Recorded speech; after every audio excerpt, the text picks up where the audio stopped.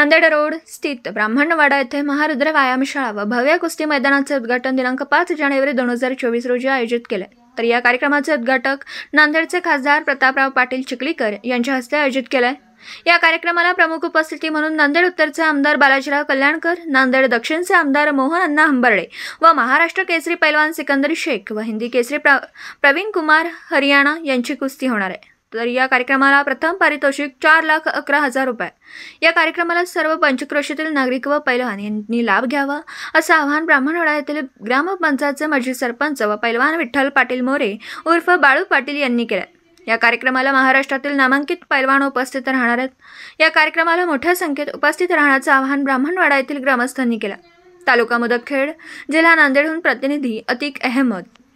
नमस्कार, N24 मराठीमध्ये आपलं स्वागत। पाहूयात आजच्या विशेष घडामोडी।